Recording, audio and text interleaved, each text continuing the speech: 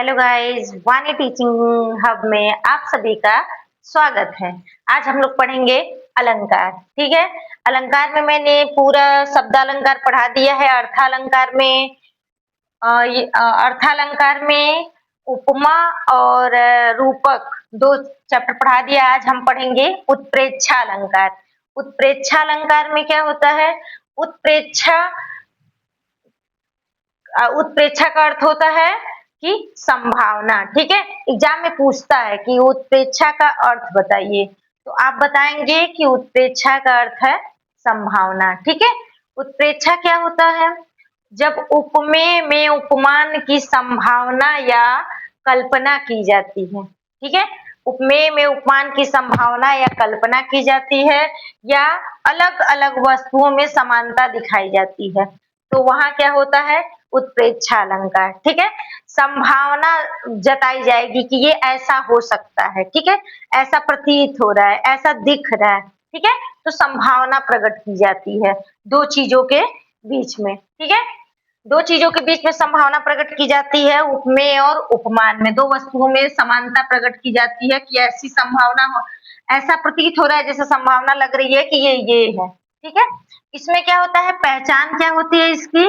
इसको पहचानने के लिए कुछ शब्द दिए रहते हैं काव्य की लाइन में। ठीक है। जो कविता दी रहेगी, एग्जाम में अगर पूछता है कोई काव्य की लाइन दी रहती है, तो उनके बीच में ये शब्द दिए रहते हैं। आपको वो शब्द देखना रहता है। अगर शब्द दिख गया तो आप उत्प्रेक्षा अलंकार लगा लीजिए। कौन कौन से शब्द हैं वो? मनहु, मानो, जनहु, जानो, जनु, ज्यों, ये सब शब्द दिए रहते हैं एग्जाम में। तो आप लोग समझ जाएंगे। एग्जाम में अगर जो काव्य की लाइन आपको दी हुई है, या काव्य की लाइन आप देख रहे हैं, पढ़ रहे हैं, उसमें ये कोई शब्द आपको मिल गया, तो आप समझ जाएंगे कि वो उत्प्रेक्षा अलंकार है, अर्थात उपमेय में उपमान की संभावना प्रकट की जा रही है। ठीक है।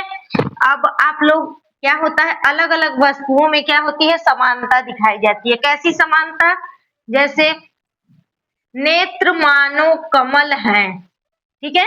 नेत्र मानो कमल है।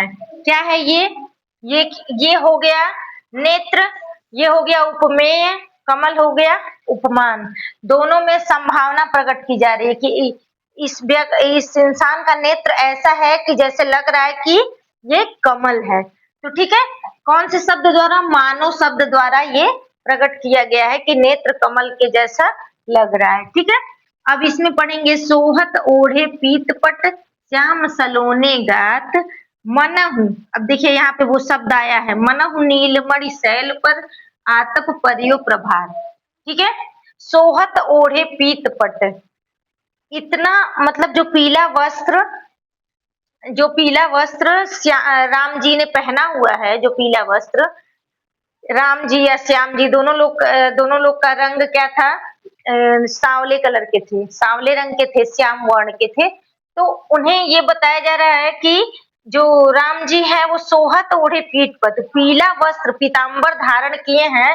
तो ऐसा उनके सांवले शरीर पे, गात मतलब शरीर, सांवले शरीर पे ऐसा प्रतीत हो रहा है, मनहु मतलब मानो जैसे नीलमणि शैल पर, जैसे नील की पत्थर पर नीलमणि रखी हुई है, और उसपे प्रभात मतलब सुबह का जो सूर्य होता है लालिमा वाला, उसका प्रभात मतलब उसका प्रकाश पड़ रहा है।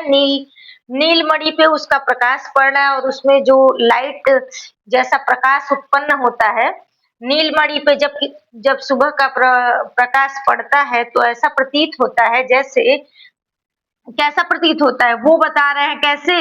ऐसा लग रहा है राम जी जब पीताम्बर वस्त्र ओढ़े हुए हैं, तो इतना सुंदर प्रतीत हो रहा है, जैसे लग रहा है कि नीलम की मणि पर सूरज का प्रकाश पड़ रहा हो।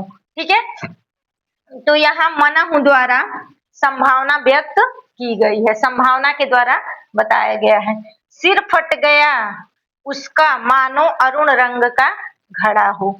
सिर फट गया, सिर किसी व्यक्ति का फट गया है, और मानो यहाँ देखिए मनाया जा रहा है। ठीक है। संभावना व्यक्त की जा रही है कि कैसा लग रहा है, वो घड़े की तरह लग नहीं रहा है, लेकिन वो लाल रंग के घड़े की तरह, अरुण मतलब लाल, लाल रंग के घड़े की तरह उसका सिर लग रहा है, क्योंकि उसका सिर फट गया है, जिसकी वजह से उसका सर प्रतीत हो रहा है कि जैसे लाल रंग का कोई घड़ा हो। ठीक है, समझ में आ गया? एकदम सिंपल तरीके से समझिए कि उत्प्रेक्षा का अर्थ होता है संभावना। ठीक है, अगर आपके एग्जाम में पूछता है उत्प्रेक्षा का मतलब, तो आप बताएंगे संभावना।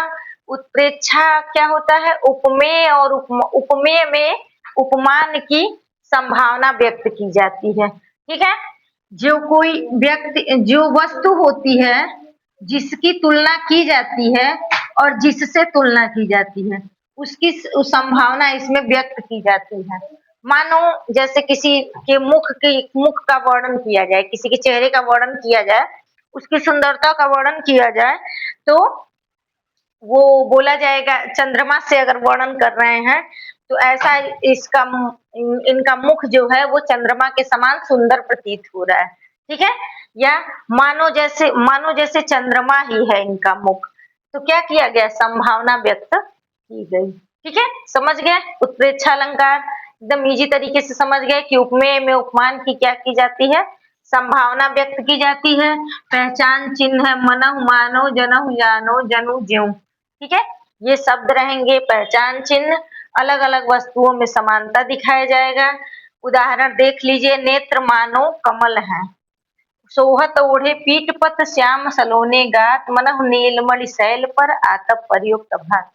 जैसे राम जी पीला वस्त्र धारण किए हैं, तो उनके सांवले शरीर पर ऐसा प्रतीत हो रहा है जैसे नीलम की मणि पर जो भोर सुबह का प्रकाश पड़ रहा हो। ठीक है, ऐसा सुंदर प्रतीत हो रहा है। ठीक है, तो यहाँ मनहु मानो जनहु जानो के द्वारा संभावना व्यक्त करके और वाक्य में, काव्य में चमत्कार उत्पन्न किया जाता है। ठीक है, समझ में आ गया आपको?